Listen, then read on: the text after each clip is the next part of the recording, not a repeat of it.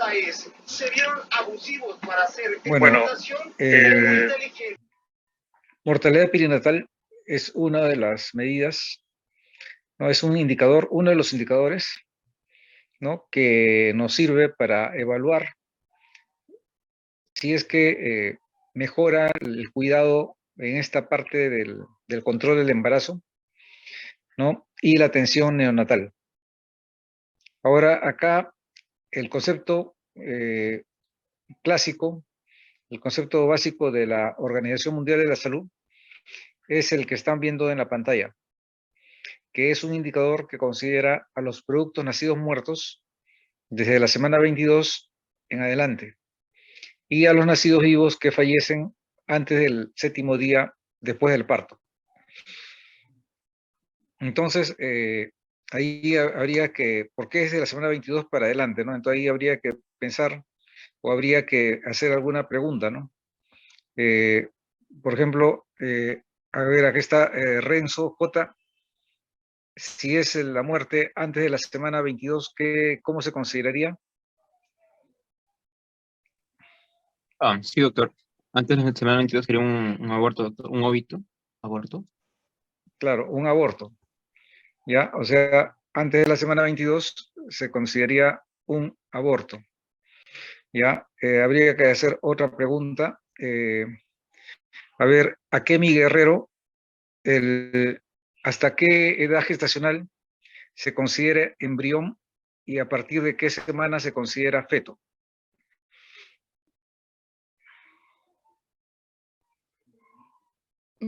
Hasta la semana 20, doctor. Ya, o sea, embrión es hasta qué semana. Embrión es hasta la semana 20. Ya, a ver, ¿qué dice Alejandra Castillo?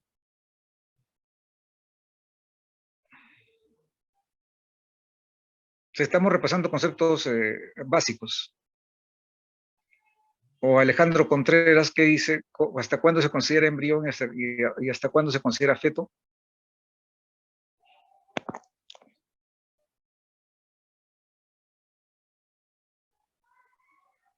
¿No está Alejandro? A ver, seguimos con Alejandro Díaz. ¿Está Alejandro Díaz?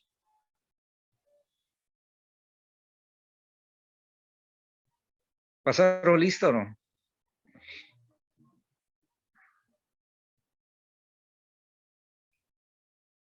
Doctor, ¿sería hasta la 10ª semana de embarazo?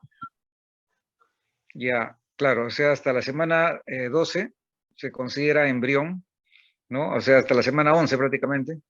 Y a partir de la semana 12 hasta el fin del embarazo, hasta las 40, ya es feto, ¿no es cierto? Entonces eso tienen que tenerlo, son conceptos básicos que tienen que tener en cuenta, ¿ya? Entonces acá dice que a partir de la semana 22, que sería feto, ¿no es cierto? Hasta las 40 semanas sería feto. Y después es un neonato o un recién nacido, ¿no? Hasta los 7 días del parto, o sea, es una parte de, sería una muerte neonatal precoz, ¿no? O sea, desde la semana 22 hasta la semana 7. Ya esto es lo que dice la Organización Mundial de la Salud. Ahora, en algunos hospitales, ¿no? Por ejemplo, algunos hospitales de referencia, como por ejemplo el Hospital Clínic de Barcelona, ¿no? De España, que es un hospital europeo de referencia para la salud perinatal. Si ustedes revisan la guía del Hospital Clínic, ellos consideran mortalidad perinatal a partir de la semana 28, ¿ya? A partir de la semana 28.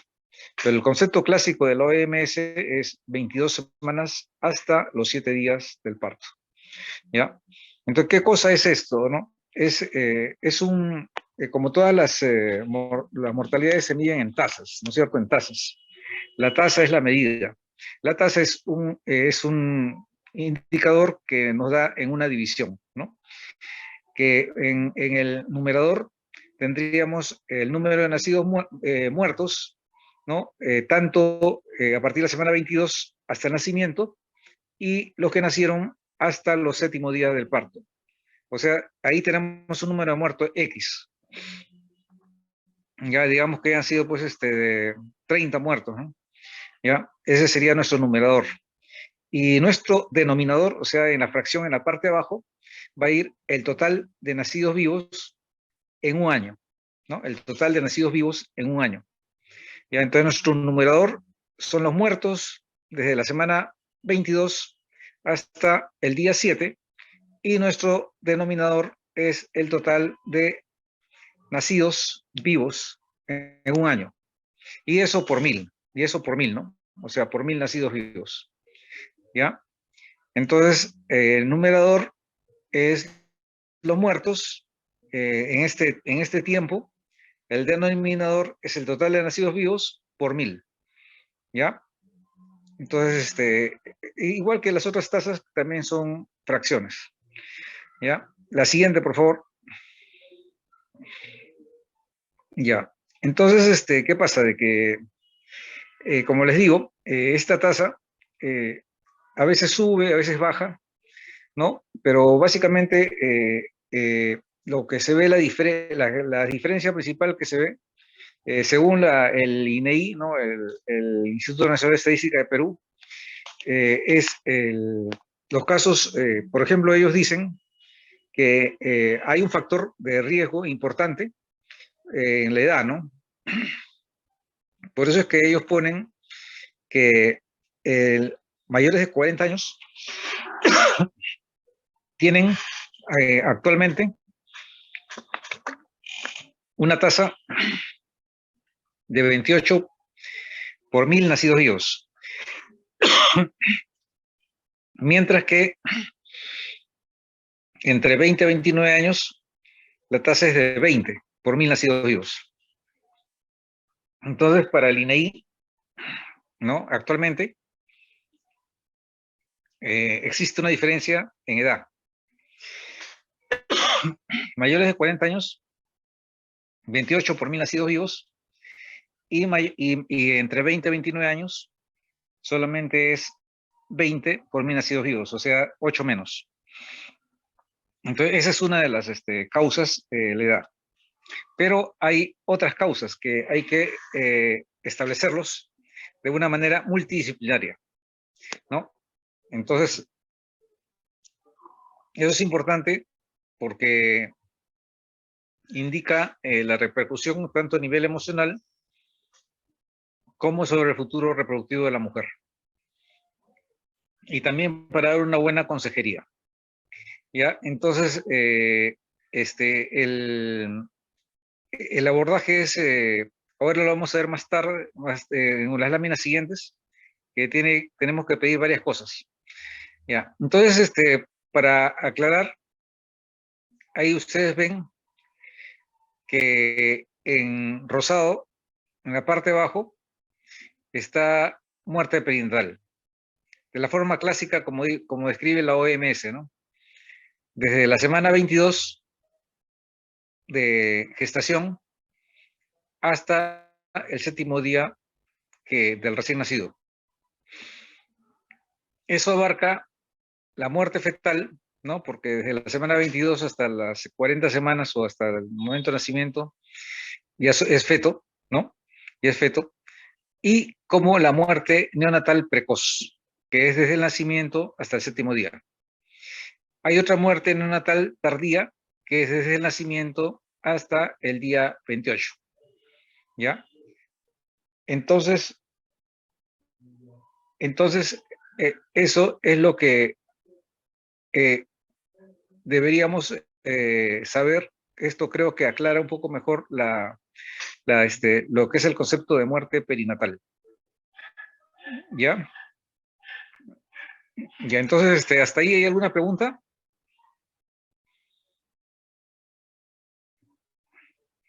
Ya, entonces seguimos. La siguiente, por favor. Ya, eso ya lo hemos visto en el gráfico anterior, pero para aclararlo, la muerte neonatal precoz es la muerte del producto dentro de los primeros 7 días de vida extrauterina. Y la muerte neonatal tardía es la muerte del producto después del 7º día, pero antes del día 29 de vida extrauterina, o sea, hasta el día 28. Y eso ya lo habíamos visto en el gráfico anterior. Ya, la que sigue, por favor. Ya. Entonces, esto también es para aclarar, ¿no? Que ustedes ya saben que en la parte fetal, ¿no? De acuerdo al peso del feto, va a ser si es una muerte fetal temprana, intermedia o tardía. ¿Ya? Si es menos de 500, es una muerte fetal temprana, menos de 500 gramos. Entre 500 gramos a 1000 gramos es una muerte fetal intermedia, que usualmente es entre las 22 a 28 semanas, ¿no?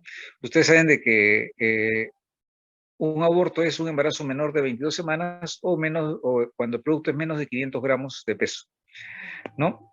Y, ya una muerte fetal tardía sería más de 28 semanas, ¿no? O más de 1 kilo el feto. Y esa es la parte fetal. Y ya cuando nace el bebé, tendríamos la muerte neonatal, ¿no? Que ya sabemos que es hasta los 28 días, que sería precoz hasta el día 7, tardía hasta el día 28. Y la muerte postneonatal, que ya es prácticamente el resto que queda de la niñez. ¿Ya? Entonces, igual tendremos la muerte perinatal 1, que sería a partir de las 28 semanas hasta el día 7, la muerte perinatal 2, que sería desde las 22 semanas hasta los 28 días, y el perinatal 3, que es lo que básicamente es la definición clásica que dice la OMS, que es a partir de las 22 semanas hasta el día 7 de nacimiento. ¿Ya? Pero todos estos conceptos son los que hay, los que existen. A veces es un poco confuso, pero básicamente hay que enfocarse en la muerte perinatal 3, que es lo que la OMS nos ha determinado. A pesar de, como les digo, de que hay otros, hay hospitales de referencia que quieren decir perinatal a partir de las 28 semanas. Ya, seguimos en la otra, por favor. Ya. Entonces, realmente saber estas tasas nos sirve para mejorar, ¿no? O nos sirve para tratar de mejorar. ¿Qué cosas, si empeoran las tasas, ¿no?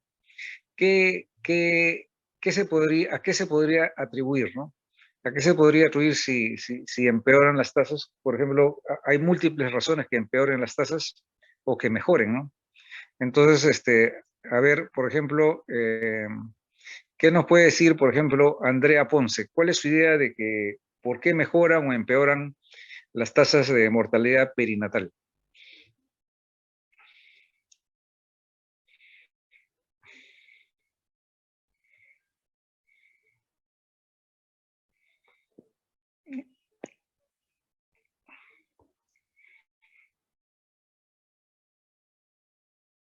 Bueno, de repente tienen problemas con el micro. A ver, Angie Altamirano.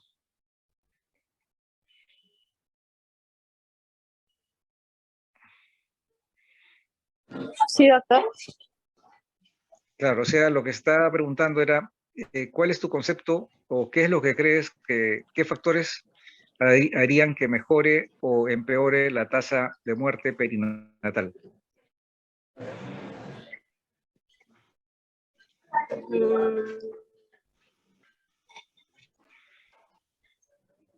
Bueno, uno de los factores que sería que de las muertes principales neonatales serían algunas complicaciones de algunos partos pretérminos o algunas infecciones. Uh-huh.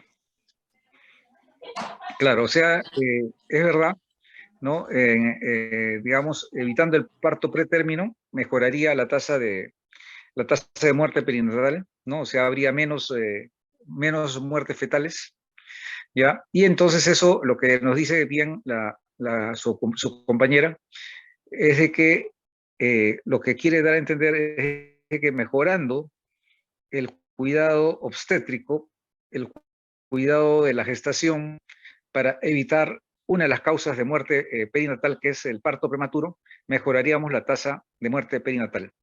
¿Ya? Ese es uno, ¿no?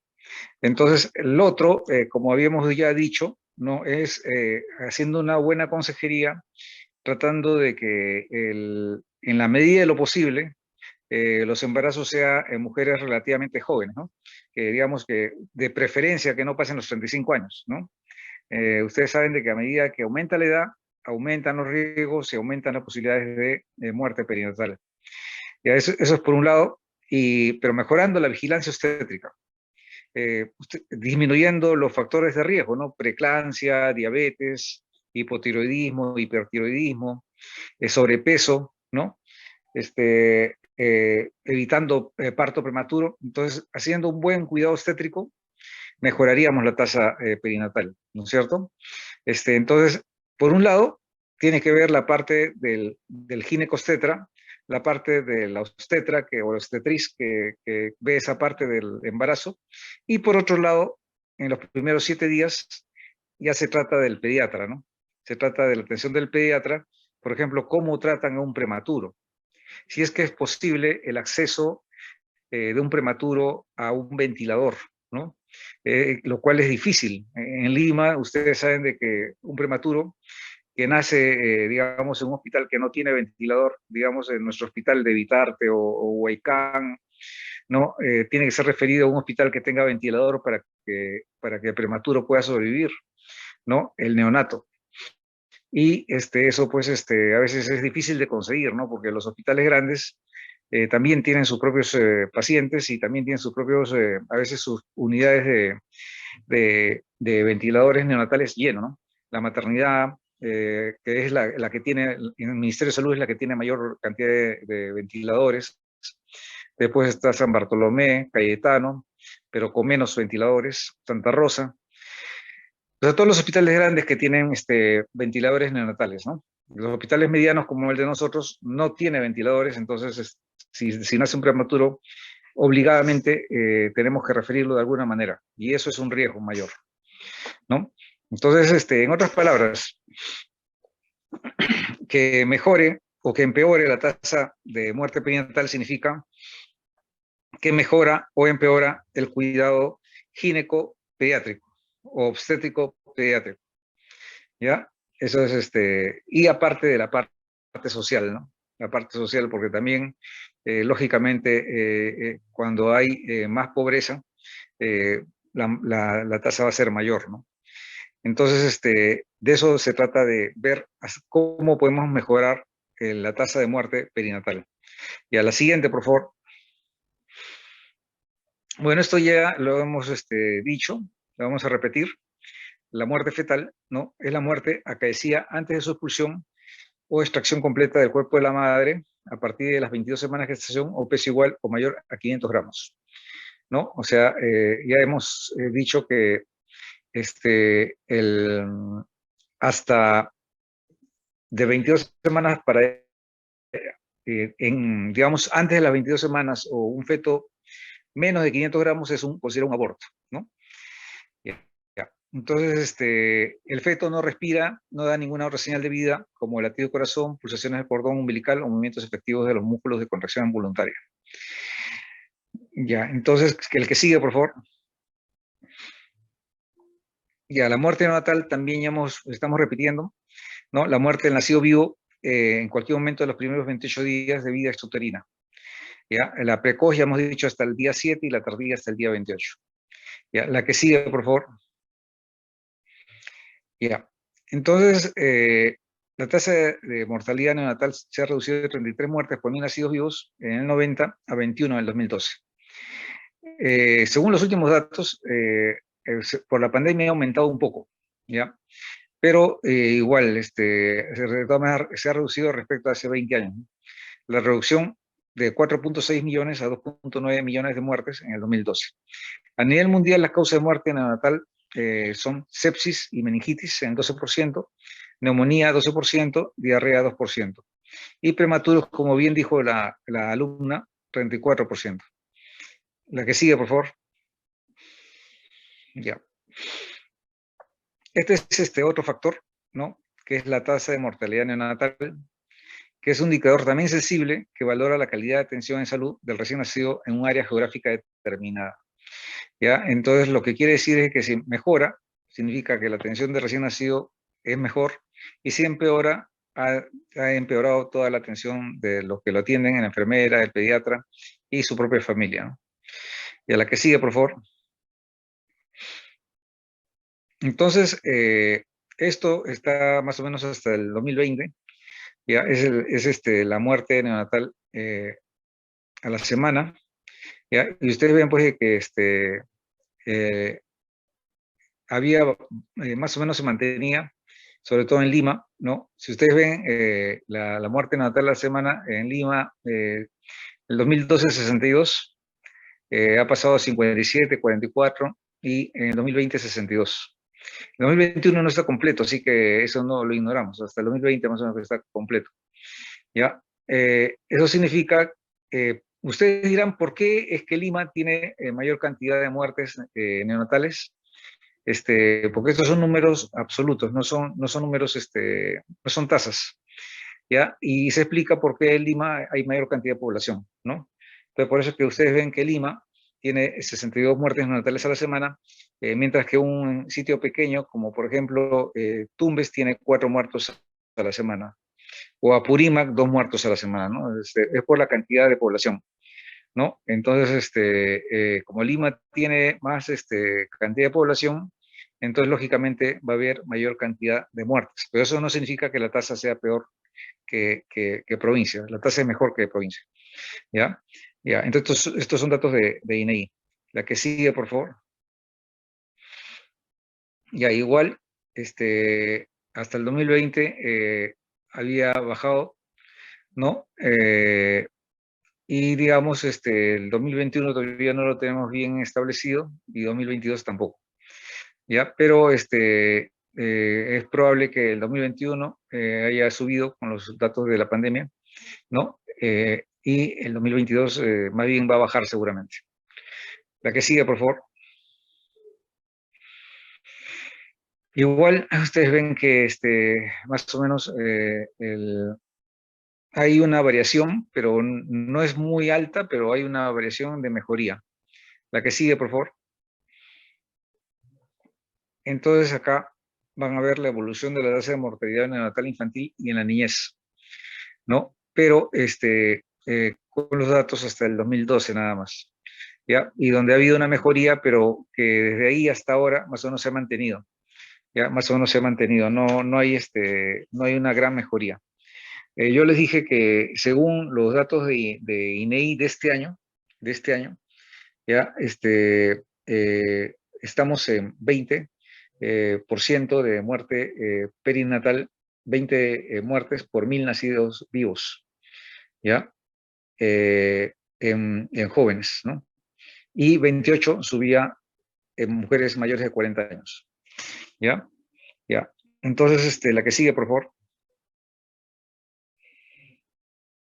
Entonces, bueno, esto ya es en nacidos vivos, ¿no? Que también ustedes ven que ha mejorado, pero que se mantiene, ya no hay una gran mejoría. La que sigue, por favor.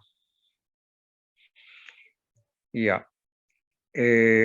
Entonces tenemos que, en general, estamos viendo que nos hemos detenido un poco y tenemos que hacer otros estudios, otros procedimientos multidisciplinarios para tratar de saber por qué se mueren los fetos o los neonatos, ¿no? El problema acá es que muchas veces no sabemos por qué se han muerto. Y entonces, al no saber por qué se han muerto, no podemos mejorar, al no saber la causa, no podemos mejorar realmente la calidad o la supervivencia de otros pacientes. La que sigue, por favor. Ya, bueno, igual, ¿no?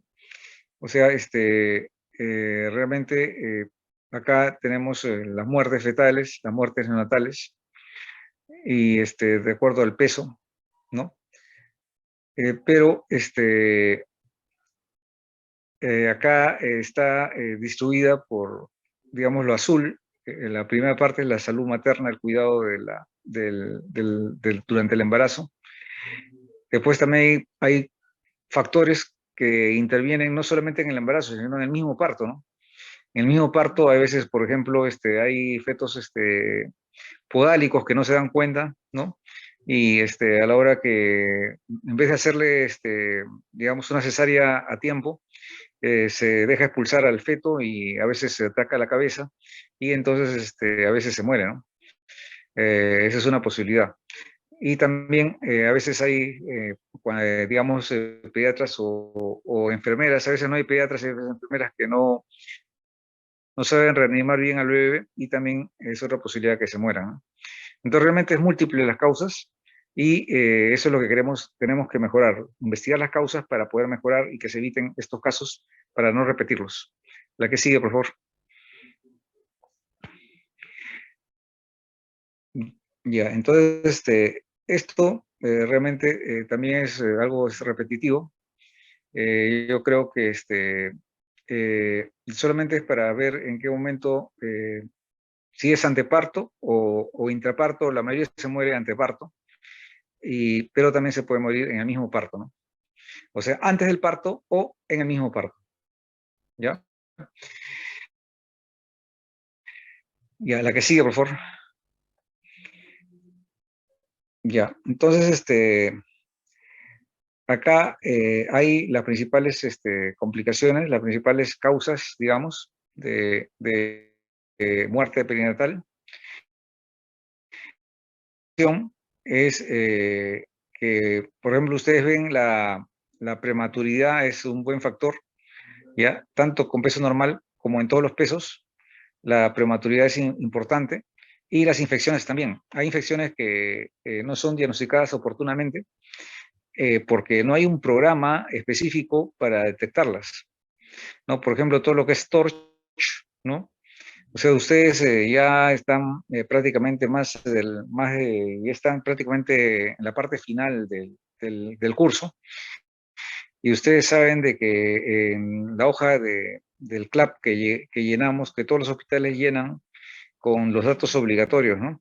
Todos los, de llenar, por ejemplo, se tiene que llenar obligatoriamente si tiene HIV, obligatoriamente la hemoglobina, el peso, la presión arterial, pero en ningún sitio dice que sea obligatorio que haya examen de TORCH, ¿no? Que sea toxoplasma, citomegalovirus, rubiola, ¿no? En ningún sitio dice que haya eso obligatoriamente. Y entonces a veces se escapa ese tipo de infecciones y puede dar muerte fetal, ¿no? La asfixia también, pero la asfixia está más relacionada al momento del parto, ¿no? Sobre todo cuando hay un parto que demora demasiado, a veces sobre todo macrosómicos o deflexionados, ¿no? Entonces demora demasiado, entonces nacen con un Apgar muy bajo, ¿no? Muy bajo, y a veces se recuperan, pero con lesiones cerebrales, o a veces mueren, ¿no? Después las malformaciones, eso sí, actualmente se está un poco, tenemos un poco mejor de diagnóstico con la ecografía, ¿no? Sobre todo porque ahora, a pesar de que le hacemos solamente a las pacientes de alto riesgo, que significa aquellas que han tenido antecedentes de malformaciones congénitas o aquellas que tienen más de 35 años, pero de todas maneras ustedes saben de que ya casi rutinariamente, sobre todo en aquellas que tienen riesgo, se pide la ecografía genética en la semana 11 a 14 o la ecografía morfológica la semana 20-24 para ver si es que hay malformaciones congénitas, ¿no? Como por ejemplo puede ser labio leporino, puede ser onfalocele, puede ser espina bífida, ¿no? Todo ese tipo de cosas que se puede ver en la ecografía y se puede corregir y algunos de ellos inclusive se pueden operar intraútero, ¿no? Que seguramente ya en clase les han dicho que algunas malformaciones, no todas, pero algunas malformaciones, por ejemplo la espina bífida, se puede operar intraútero, poniéndole su parche ahí en la columna para tratar de evitar el mayor daño, ¿no? El onfalocele también podría mejorar, ¿no? Con la cirugía intraútero. Bueno, entonces, y otras causas que siempre son importantes, ¿no? Las otras, porque miren, en las otras causas, prácticamente en todos los pesos el 23% y en el peso normal 27%, o sea que digamos que un poco menos de la tercera parte de las muertes, no sabemos por qué han sido. ¿no? O sea, se ha muerto, pero no llegamos a determinar el por qué, ¿no? O sea, no sabemos, se murieron, pero no sabemos por qué. Y si no sabemos por qué, es difícil evitar otra vez porque se nos va a pasar igual, ¿no? Entonces, la idea es tratar de llegar a establecer una causa en la medida de lo posible, ¿no? Para tratar de evitar, en la próxima, tratar de evitarlo. ¿Ya? Y como ustedes ven, ahí dice que la muerte evitable podría ser hasta 48% según MINSA. Y a la que sigue, por favor.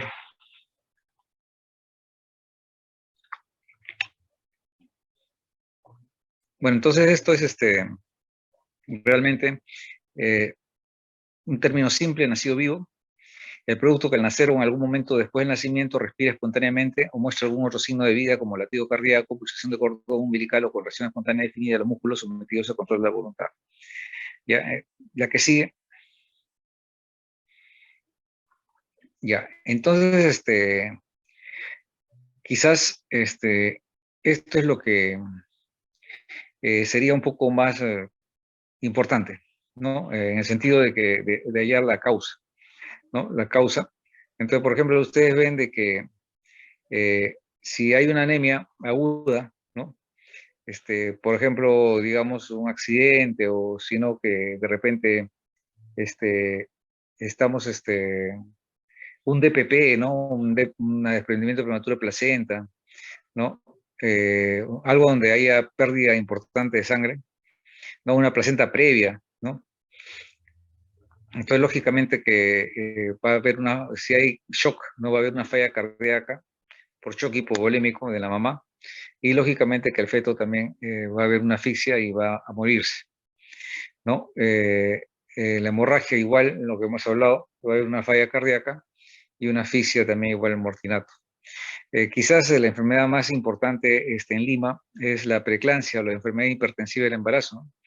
La preeclampsia, entonces ahí, lógicamente, cuando ya convulsiona, porque hasta ahora, lamentablemente, nuestras muertes maternas número 1 en Lima es la preeclampsia, ¿no? Entonces va a haber un accidente cerebrovascular, preeclampsia, y en el recién nacido va a haber bajo peso nacer, asfixia o se va a morir, ¿no? Después tenemos la sepsis, ¿no? La sepsis se puede producir por una infección de diferente tipo, pero en obstetricia lo usual es que, o no lo usual, pero sí el número 1 dentro de la sepsis, está por infección urinaria que no está bien tratada y puede llegar a septicemia y shock septicémico o shock séptico, ¿no? Y eso va a dar también una sepsis neonatal y una meningoencefalitis, ¿no?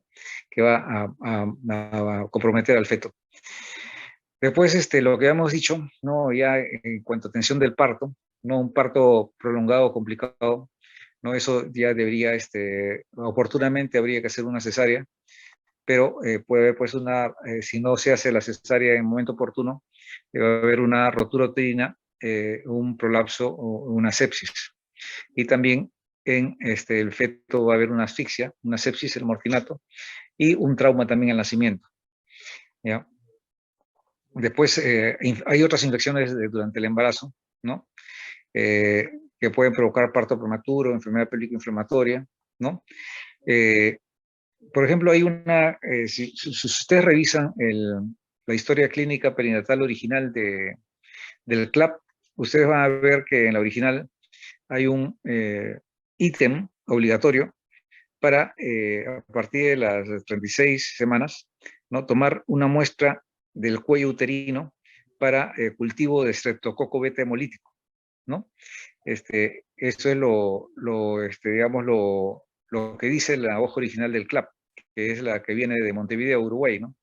Pero ya cada país lo ha adaptado a su realidad latinoamericana, y el de nosotros han quitado esa parte, ¿no? Han quitado el cultivo del cuello uterino del Streptococcus beta hemolítico. ¿Y por qué? Porque esa también es una causa de rotura prematura de membranas y de sepsis, ¿no? Lo que en otros países es obligatorio, ¿no? El cultivo de secreción del cuello uterino para estreptococcus beta hemolítico acá no se hace, no es obligatorio y no se hace, ¿ya? Que también puede dar asfixia, sepsis y también trauma al nacimiento. Después hay parto en condiciones no limpias, ¿no? Por ejemplo, ya saben que a veces no llegan al hospital, no llegan y se corta pues con una tijera, un cuchillo que no ha estado bien limpio y eso va a originar lo que se llama tétanos, ¿no?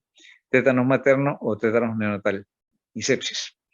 La realidad es que estos casos se ven poquísimo, pero de vez en cuando se ve, ¿no? Y o sea, ustedes que, si es que alguno de ustedes va a ser un futuro pediatra, yo les recomendaría que en su internado o sobre todo en su residencia, más que todo en su residencia obligatoriamente, roten por el Hospital del Niño, porque ahí se ve tétanos neonatal. Ya, yo no soy pediatra, pero digamos en lo que he rotado, es el único lugar donde he visto tétanos neonatal, ha sido del Hospital del Niño. ¿Ya? Después malaria en otros departamentos, se ve acá no, pero sí en parte de la sierra y la selva, ¿no? Donde se ve transmitida por el mosquito, ¿no? Y el plasmodium, pues, produce una anemia aguda, una trombosis, y lógicamente puede dar un parto prematuro, un retardo de crecimiento intrauterino y por tanto muerte. Entonces, ustedes ven que hay múltiples causas y lo importante es saber o tratar de llegar a saber la causa para tratar de evitarla. A ver, la que sigue, por favor. Bueno, estos son defectos congénitos, ¿no? Ahí prácticamente ustedes ven que se trata de un defecto intestinal, ¿no? Congénito y se está tratando de mejorar al bebé en la unidad de cuidados intensivos de pediatría. La que sigue, por favor. Ya. Bueno, esto es también es un concepto que ya deben tenerlo, ¿no? Que la gestación o el parto pretérmino es desde las 22 hasta las 36 semanas, ¿no? Si es desde las 22 hasta las 28 es el parto inmaduro y de las 28 hasta las 37 o 36 semanas 6 días es el parto prematuro, ¿no? El parto a término es desde las 37 hasta las 41 semanas 6 días, ¿no? Es el parto a término, que puede ser a término temprano, a término medio o a término tardío, ¿no? Y el parto postérmino es mayor o igual a 42 semanas. Sin embargo, acá solamente como aclarar el concepto de que ningún hospital deja que llegue a 42 semanas la gestación, porque se ha demostrado que a partir de las 41 semanas ya empieza a haber una curva muy importante de óbitos fetales entre 41 o 42 semanas. Entonces, para evitar esos óbitos en esa semana crítica, de 41 a 42 semanas, ningún hospital deja, por norma, que llegue a las 42 semanas.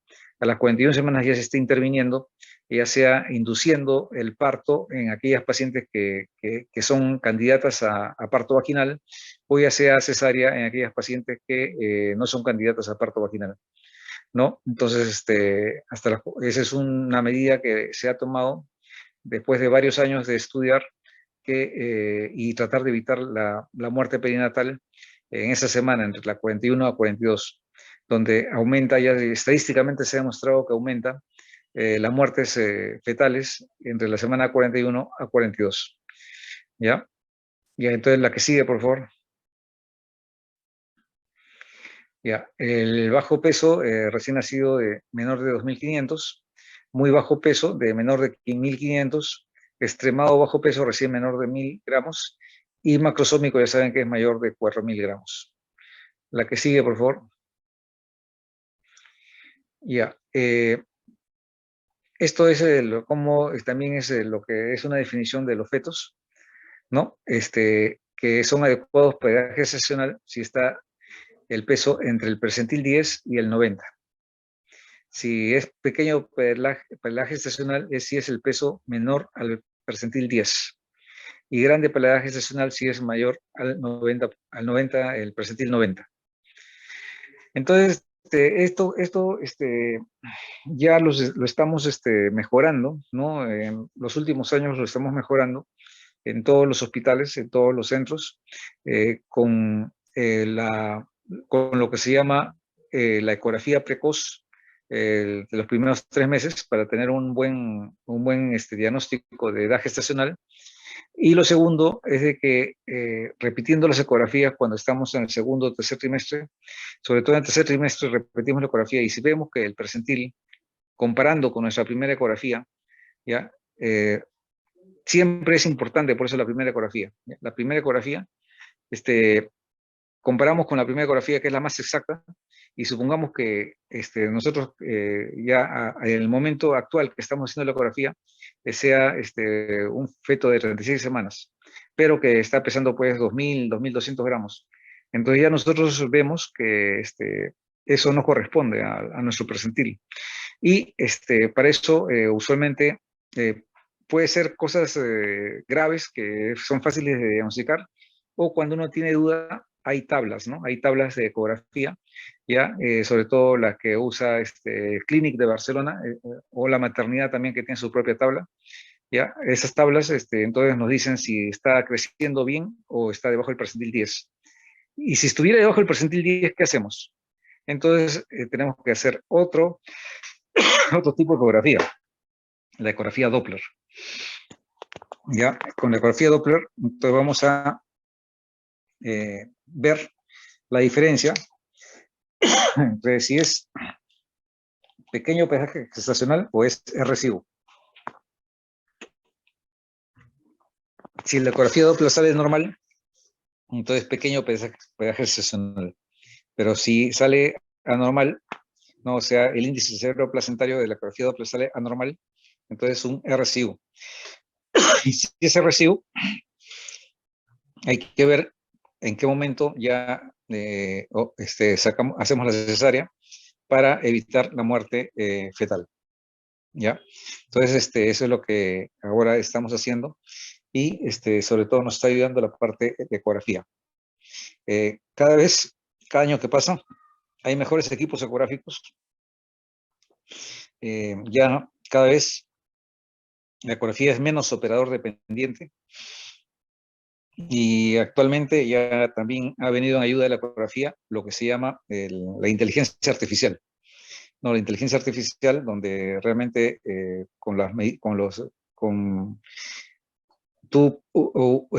operador pasa el transductor y con la inteligencia artificial te va marcando los puntos claves. ¿Ya? Entonces eso está ayudando ahorita bastante a la obstetricia. Ya, y si bien es cierto, todavía no está en los ecógrafos del Ministerio de Salud, y es más, no está en los ecógrafos de la mayoría de Lima, pero ese es el futuro. El futuro es la ecografía con inteligencia artificial. ¿Ya? Y a la que sigue, por favor.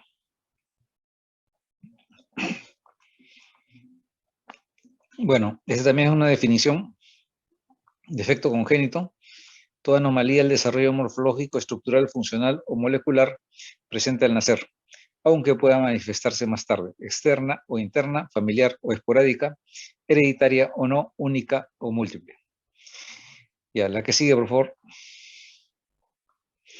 Ya, entonces es un onfalocele, ¿no? Donde no ha habido la pared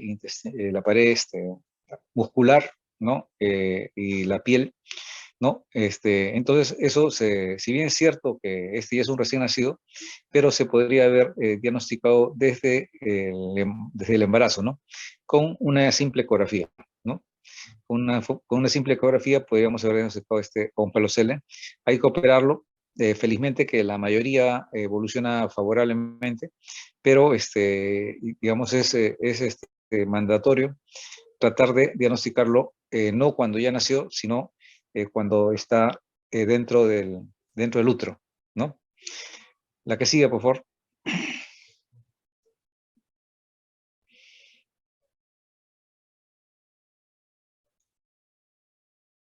Ya bueno, acá ya ha sido operado, ¿no? Entonces ya su evolución va a ser buena. Usualmente este tipo de operaciones van bien, ¿ya? Cuando son diagnosticados rápidamente y son operados en el nacimiento, ¿no? Rápidamente después del nacimiento, al segundo o tercer día, ya es preparado para su intervención. Lo principal es que tenga por lo menos un peso mínimo para operarlo y hay buenas condiciones de sangre. Con eso ya se opera y la mayoría felizmente va bien. La que sigue, por favor. Bueno, esto es un defecto ya bastante frecuente, ¿no? Que es lo que se llama el labio palatino, o si no, el paladar hendido, o labio leporino, ¿no? Que es bilateral en este caso, y donde va a causar un gran problema para succión de la leche, ¿no? Bien difícil que succione la leche con este labio. Entonces, lo que se hace es tratar de dar la leche por sonda hasta que se pueda intervenir al feto, o al bebé ya en este caso, y poder mejorar el labio para que pueda tener ya una función de succión, ¿ya? Entonces también es un defecto relativamente frecuente. En algunos casos está ligado a, o la mayoría está ligado a factor genético, ¿no? Genético de familias de labios leporinos, pero también se dice que la falta de ácido fólico, ¿no? O algún tipo de medicinas podrían provocarlo también. Bueno, la que sigue. Este es otro tipo de enfermedad congénita, donde nace con un tumor prácticamente en la cara, ¿no? Y bueno, también acá es necesario operarlo, y son causas importantes de mortalidad perinatal. La que sigue. Ya, entonces, como les dije, sabemos ya la tasa de mortalidad perinatal. Sabemos que uno de los problemas son la edad, otro problema también es infecciones, otro problema es prematuridad, otro problema es asfixia. Pero lo que es importante es que esto siempre hay que comunicarlo. Digamos, es obligatorio que si el hospital tiene un caso de muerte perinatal, se comunique a la direza digamos, de cada ciudad, para tratar de llegar por lo menos tratar de llegar a un diagnóstico posible, ¿no? Entonces, hay que estudiar. El estudio sistemático de la posible causa de muerte perinatal es básico para conseguir un correcto consejo perinatal, basándose en 4 pilares fundamentales: la anamnesis y exploración física, ¿no? O sea, la historia clínica bien hecha; la analítica materna, ¿no? O sea, todo lo que se ha hecho, los análisis de la mamá; el estudio genético, que eso es lo que falla en nuestro medio, ¿no? El estudio genético rara vez se hace, ¿no? Eso es lo que falla, porque ustedes saben pues, que eso tiene un costo, ¿no? Y usualmente los pacientes no están dispuestos a pagarlo, y eso no lo cubre el CIS, no lo cubre, no es, lamentablemente, pues, la mayoría de nuestros pacientes no va a pagar ese estudio genético. Sería ideal, pero no lo va a hacer. Y un estudio anatomopatológico. Este es otro problema también, porque ya está el feto muerto, y le decimos a la señora o al familiar que tiene que ir a la morgue para que lo estudien, ¿no? Eso sí está cubierto por el CIS, ¿no? Eso no se le va a cobrar. Pero a pesar de eso, muchos dicen, no, denme el certificado que quiero enterrarlo, ¿no? Entonces se evita ese estudio. Entonces tenemos fallas nosotros en cuanto al estudio genético y el estudio anatomopatológico, que está bastante incompleto, ¿no? Entonces, quizás mientras no tengamos eso, todavía vamos a seguir estacionarios en nuestra tasa de mortalidad perinatal. La necropsia y autopsia fetal, el estudio anatomopatológico de la placenta y el estudio genético fetal constituyen las pruebas más relevantes para determinar la causa, ¿ya? Entonces, ustedes ven de que justamente ese tipo de estudios es lo que nos fallamos, y justamente es por eso que tenemos un porcentaje muy importante de que no sabemos por qué se murieron los fetos, ¿no? A veces, muchísimas veces, la gran mayoría de veces, eh, no podemos determinar exactamente por qué murieron. Hay algunas cosas que son evidentes, ¿no? Que ya son evidentes, pero hay otras que no, que no sabemos por qué, y queda como muerte sin causa determinada. La que sigue, por favor. Entonces, es recomendable realizar una serie de exploraciones de forma sistemática en todos los casos de muerte perinatal, ¿no? Incluyendo, estamos repitiendo una buena análisis, una buena exploración física, dirigida sobre todo a la identificación de factores de riesgo, un estudio ecográfico y una analítica materna, ¿ya? Eso también es otro problema, porque el estudio ecográfico que se debería hacer al feto ya muerto, eh, rara vez se hace, rara vez se hace. ¿Ya? Entonces, ese es otro problema que también eso nos falla. Y bueno, se incluyen la analítica materna, el hemograma, la bioquímica básica, determinación de la presencia de hemorragias fetomaternas, serológicas, anticuerpos antifosfolípidos. Por ejemplo, otro análisis que difícilmente se hace, ¿no? Difícilmente se hace. Anticuerpos antifosfolípidos. Y de repente esto más, en la parte privada y eso, porque hay que, también es una causa de infertilidad, ¿no? Los anticuerpos antifosfolipídicos, ¿ya? Y tóxicos en orina. Entre otros estudios dirigidos ante la clínica sugestiva de alguna causa concreta como la infección materna, infección intraamniótica o preeclampsia. En todos los casos se debería ofrecer la realización de una amniocentesis para estudio de querotipo molecular fetal o infecciones en líquido amniótico. ¿Ya? Pero como les digo, esa parte que es teórica, pero en la práctica, sinceramente, no se hace, ¿no? Y ahí le estamos viendo de que hay infecciones que pasan desapercibidas, ¿no? Pasan desapercibidas como son las infecciones virales, ¿no?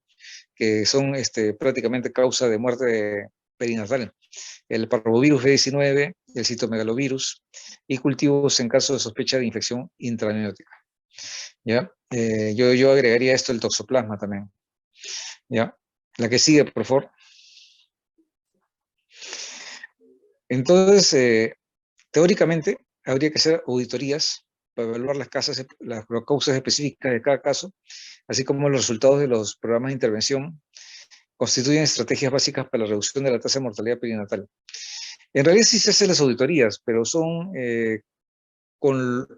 limitadas con los datos que se tienen, ¿no? Básicamente la historia y los análisis mínimos que se ha hecho en el control del embarazo. Y al final, lamentablemente, muchas veces no se llega exactamente a la causa.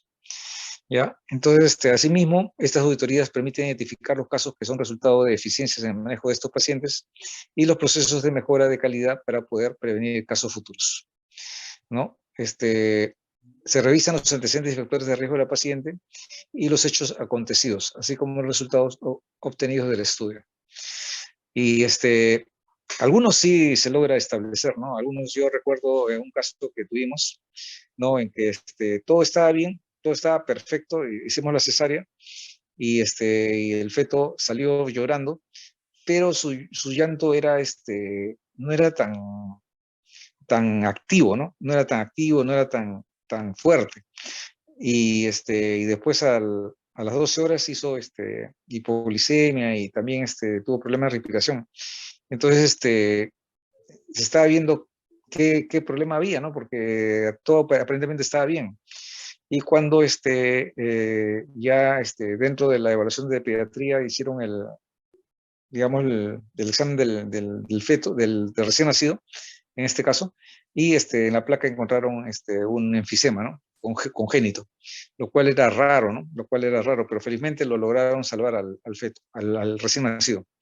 ¿No? Al recién nacido lo lograron faltar, ¿sabes? Pero ese fue un caso personal, ¿no? Que era rarísimo, ¿no? O sea, todo bien, se hace la cesárea, sale llorando, claro, no un llanto tan normal, pero y rápidamente se complica y hace su insuficiencia respiratoria, ¿no? Entonces, eso es un caso personal que fue raro. Bueno, lo que sigue, por favor. Ya, el médico implicado en el manejo de la gestación es el encargado de presentar un resumen que incluye el control gestacional, los antecedentes de la mujer, los hallazgos maternos y fetales más relevantes durante el embarazo, el contexto en que se produjo el fallecimiento y los resultados del estudio de causalidad realizado. A partir de los datos expuestos se discute el caso dando la voz a los integrantes de todas las especialidades, ayudando a esclarecer la causa y a consensuar las recomendaciones futuras. Bueno, particularmente en el hospital, como les digo, sí hay unas reuniones de este tipo de auditorías, pero no se presentan todos los muertos. Se presentan, si en un mes hubo 4 o 3, se presenta uno de ellos, ¿no? al azar, ¿no? Se presenta uno de ellos, ¿ya? Entonces, quizás en otros países con más posibilidades sea mejor las cosas, ¿no? Pero en nuestros casos sí establecemos, pero hacemos las reuniones, pero no discutimos todos los casos. Con lo resuelto se emite un dictamen que se entrega a los pacientes, donde se resume el caso y se expone la causa o condiciones relevantes que han contribuido a la pérdida y a las recomendaciones preconcepcionales de manejo y de seguimiento en futuras gestaciones. Los objetivos principales son, por tanto, establecer la causa más probable de la muerte, la identificación de los principales factores de riesgo y la emisión de recomendaciones futuras. La que sigue, por favor. Ya. Bueno, esta es sobre la mortalidad infantil y la niñez, una cosa rápida. La encuesta demográfica de salud familiar de 2018, al igual que las encuestas anteriores, se investigó en cada una de las mujeres entrevistadas la historia de nacimiento de sus hijas o hijos respecto al sexo, fecha de nacimiento, edad actual y la condición de sobrevivencia de cada nacida o nacido vivo. En el caso de los cofallecieros se registró la edad a que había ocurrido el deceso con 3 variantes.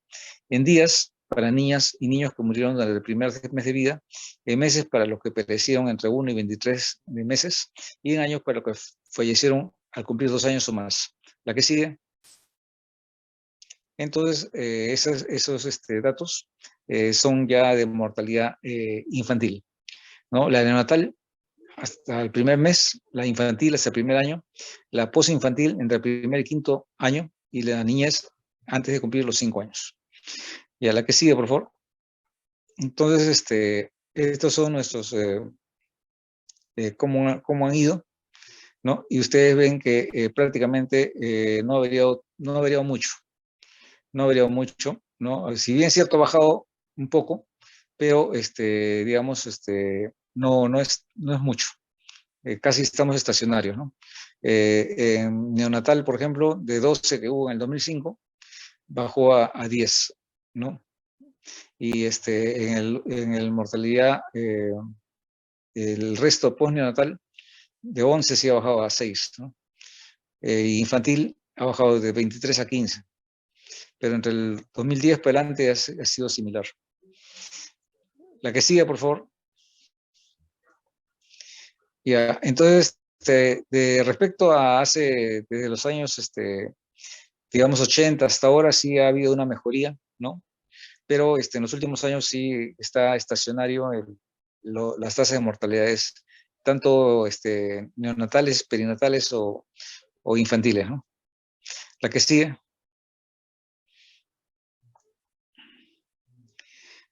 Ya, esto es algo parecido, ¿no?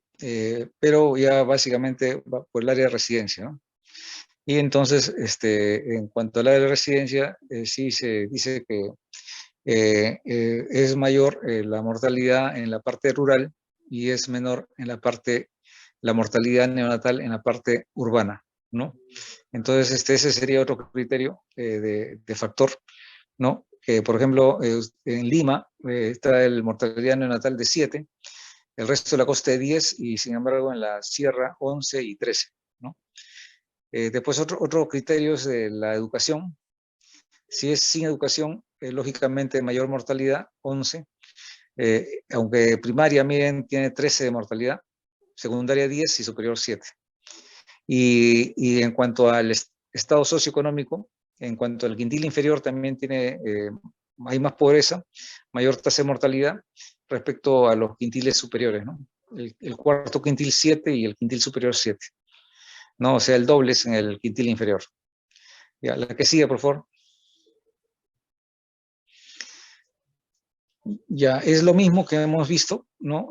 Siempre, lógicamente, son factores. La parte rural, la parte de Lima y el resto de la costa, la sierra y la selva, y también la educación, ¿no? La que sigue.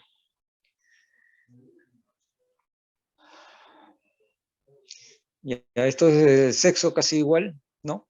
Y la edad, ustedes ven que pues lógicamente sube. Acá ya les dije que era, según la encuesta de este año, es 28 por 1000 nacidos vivos de mortalidad perinatal mayores de 40 y 20 por 1000 nacidos vivos entre 20 a 29 años. ¿Ya? Y bueno, el orden de nacimiento, si es más mayor, el número mayores de hijos, hay mayores posibilidades de muerte neonatal. Y los intervalos con nacimiento previos, también ahí se ve que cuando es menos de 2 años es un poco alto, y si es más de 3 años también. O sea, lo ideal es un promedio de intervalo de 2 años. La que sigue.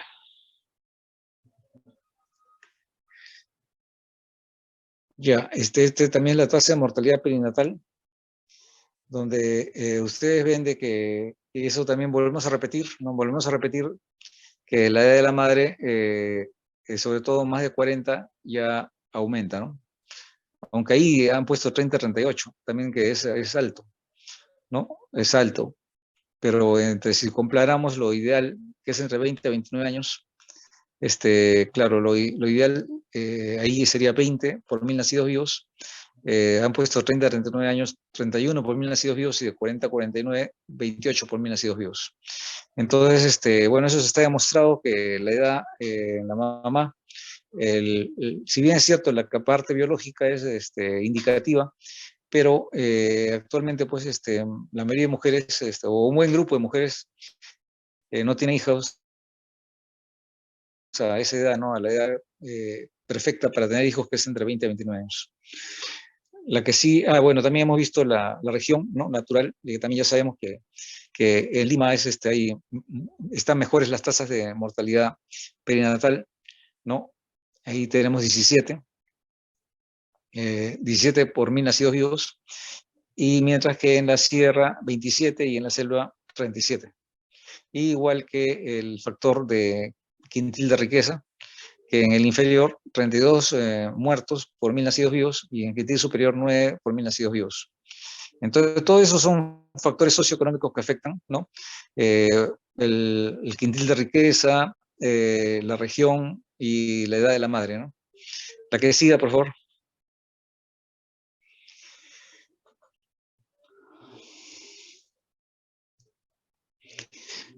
Bueno, acá hay riesgos, ¿no? Entonces, hay riesgos de muerte, ¿ya? Una encuesta del 2017-2018, ¿ya? Y respecto a la edad también, si son evitables, y básicamente en este caso es la edad, ¿no? La edad. Ahora, eso es relativo, ¿no? O sea, pero claro que lógicamente no se va a esperar que el primer hijo, de preferencia, no sea más de 35 años, ¿no? O sea, eso es en general es la idea, ¿no? Que máximo sea 34, 35 años, pero no tardar demasiado, ¿no? Sobre todo los que quieren tener hijos, las que no quieren tener, que también es respetable, bueno, es otra cosa, ¿no? Pero los que quieren tener hijos, de preferencia que no sea demasiado añosa. Bueno, lo que sigue, por favor. Bueno, eso es todo por ahora. Y bueno, ya saben que hay múltiples factores que inciden en la muerte perinatal. Algunos podemos prevenirlos, como la edad, por ejemplo, o también quizás el acceso a los hospitales, ¿no? Y hay otros que definitivamente están fuera de nuestra posibilidad de prevención, ¿ya? Entonces, eso es todo por ahora, y muchas gracias. Si hay alguna pregunta.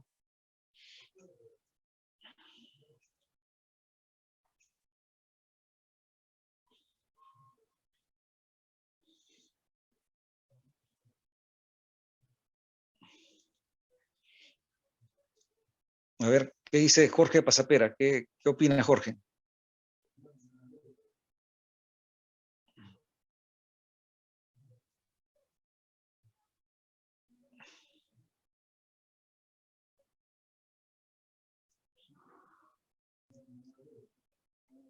Bueno, entonces, si no hay preguntas, entonces muchas gracias, y ya nos vemos pasado mañana. Bueno, yo solamente voy a estar de asesor,